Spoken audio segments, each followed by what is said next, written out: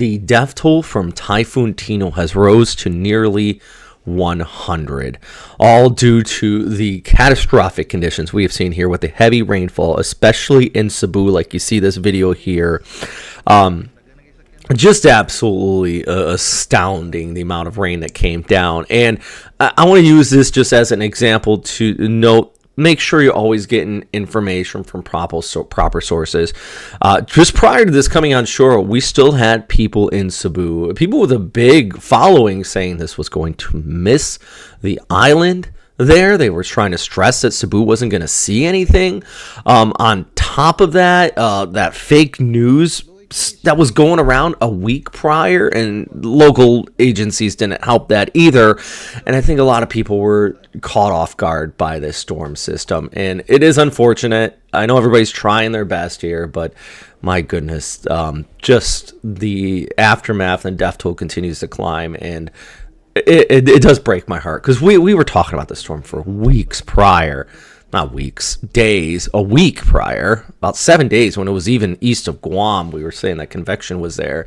We're combining misinformation about the fact that it was not fake more than anything. But anyways, all right, where's Tino now? This is a forecast channel. Let's talk about Tino, where it's headed, moving off towards the west and heading towards Vietnam. In fact, they're expecting a landfall here in about 24 hours. They're just south of Da Nang. Ho Chi Minh's also going to be looking at some heavy rainfall. And you jump over to the broader satellite picture. Of course, I'm going to get to Uwan here in just a second, I promise. And you can see that big broad circulation south of Guam. But I do want to mention Tino because it is heading off here. And, you know, these coastal areas, the big issue is really the fact that we've been continuing to see the northeast monsoon already here, and it's brought some heavy rainfall across central areas of Vietnam, and then you're going to get more rain on top of that, which is definitely going to be resulting in some fairly significant flooding for our friends out here. Meanwhile, though, if we look back towards the east, here's our other storm system developing, and here's the latest guidance from the ECMWF showing on Sunday night into Monday a landfall in Cagayan or Isabela. The GFS shows a little bit further towards the south here. This is the official track from the Joint Typhoon Warning Center. They do have it coming on shore as a, well, actually, they have a little weakening prior to landfall. Super typhoon just towards the east possible here as it pushes off over the Philippine Sea. I totally expect rapid intensification coming out of this, by the way. Just moving into an area favorable for development. It already has that look, and it'll be running along the southern periphery of the subtropical ridge, which is located right in there. That actually might edge it a little bit further towards the south, so I would lean more towards what the Google DeepMind is saying with that landfall kind of closer to southern Isabela or Aurora here as a major storm system, a Cat 4 or 3 potentially. I wouldn't rule out a 5, but 3 or 4 is more than likely here, coming on shore just near Casigoran. So that subtropical ridge should edge this a little bit further towards the south, but that also could weaken it a little bit, so it shouldn't be that Cat 5 as I mentioned. Is Manila out of the woods? Absolutely not. This is still right here, 4 days out, and even a little bit of a waiver of the track further towards the south by 150 to 100 kilometers would bring Manila back into the fold on a lot of the metro NCR areas. So there is definitely still, you know, that degree of uncertainty, but the Google DeepMind has really been nailing, not intensity forecast. That's what I'm showing right here is the Google DeepMind. It's an AI model, different than the numerical models like you see, you know, here. This is a numerical model based on equation. The DeepMind is based on AI, which is based on, like, it learns historical references, pattern solving. So instead of, you know, 1 + 1 = 2, it says, well, most often when I have a 1 and a 1, the number 2 pops up behind it. It's not so much numerical, it's just pattern recognition. So anyways, it really has been handling this quite well. And taking a look at the broader picture, of course, there goes Tino off towards the west, still a typhoon. And then, of course, south of Guam, here is Uwan. Actually, technically, still not named by Pagasa, by the way. I've been calling it that, but it doesn't get that name until it enters the Philippine area of responsibility. And JMA's been kind of slow in advising on Feng Wong, too. So, yeah, I mean, anyways, what's today's date? 06 November. 2025. Let's update that on the top of the screen there, just so if you're watching this and you're not watching the newest update, make sure you are. If it's currently not the 6th when you're watching this, probably want to click onto a newer video. I guarantee I'll have another one out. All right, let's take a look at the futurecast here. And this passes just towards the west of Guam. Guam's probably not going to get a direct impact of a typhoon here, but they are going to get some pretty sloppy conditions throughout the day on Thursday. I know that's not a technical word, but it gets what I'm getting across. Scattered showers, gusty southerly winds, specifically on Guam. Saipan's probably going to be missing out on most of that as the storm system edges further towards the west. So rip currents, heavy rainfall warnings, all of that stuff for our friends out here in Guam and the southern Mariana Islands. But it really, Guam and Rota is about it. Meanwhile, though, it is going to edge further towards the west, and then you see that rapid intensification taking place here on Saturday over towards Sunday, with that landfall coming on shore there into northern Luzon. By the way, rapid intensification occurs a lot more often than when you think. Wind speeds, when I say rapid intensification, by the way, it has to be 35 miles per hour in 24 hours, or 24 millibar drop in 24 hours. I've heard different, but 35 and 24 hours, about one keyword. 79% of our major storms, though, so basically most of the super typhoons, do rapidly intensify. So when we see a storm rapidly intensifying, it's kind of leading to the fact that it probably is going to reach that super typhoon status. And this absolutely looks like it has that potential here just towards the east of Luzon. But as it gets closer to the Philippines, we could see a little bit, and you see the winds off here towards the east. See that right there?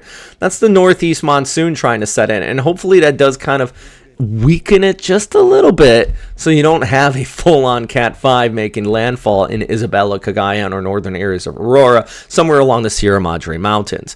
It still would be a major storm, still would be severe flooding rains, and I worry about the Cagayan Valley and the threat of rainfall there, because you get that much up here, and even in the Sierra Madres, it is going to work its way down into the Cagayan River, and that's going to cause it to rise.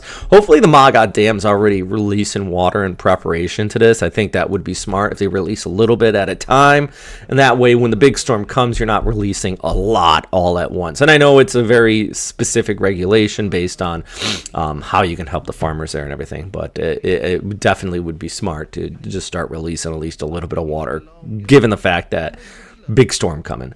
Death toll from Tino, though, now nearing 100. That is absolutely tragic, friends. Vietnam landfall on Thursday here. Uwan still developing near Guam, and the final forecast is not set. Those are the main points I want you to take away from this update. A lot of people are saying, well, could it change? Is it possible to track a little bit further towards the south or north? And I'm like, yeah, of course it's possible. Look at this area. It's still disheveled south of Guam. Absolutely possible. We're just doing our best here with the guidance available to us at this time.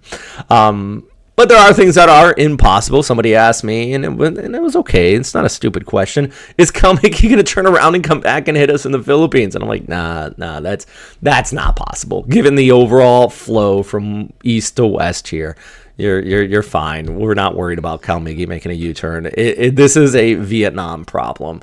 It's more specifically central Vietnam where this is going to be coming on shore. And you can see here with our outlook. And by the way, these graphics right here from Metro Weather's Weatherscape, absolutely fantastic graphics. And if you are looking for weather software, check them out.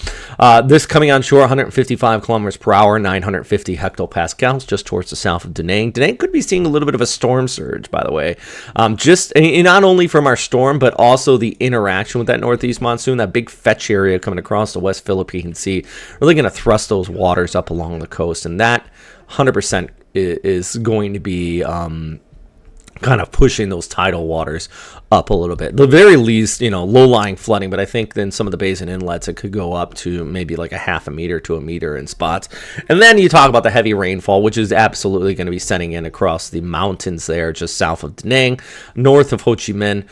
You could be looking at spots easy 200 to 300 millimeters, but definitely heavy rainfall across that area. So here's a look at the broader picture, though. Ho Chi Minh, 32, rain. Da Nang's also going to be seeing this here on Wednesday and a Thursday. Manila's still cloudy skies, but the fact is, the storm's not setting yet. You're still dealing with the monsoon, but at least a little bit of a break for our friends in Cebu here on your Wednesday, just because of our, you're kind of in the lull with this moving off towards the west, and the northeast monsoon still dominating towards the north, while our storm is still off towards the east. So this shows rain, but really it's going to be more like Legazpi here, partly cloudy, chance of rain, but it's not as bad, I guess.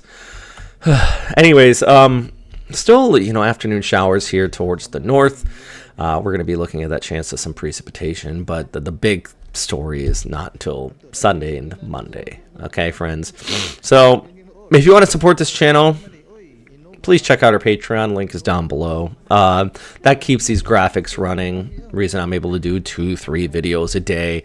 It's all from your guys' support on Patreon, those who have subscribed to the channel, and those who just continue to come back and comment and engage and share this information out. And I think that's one of the big things.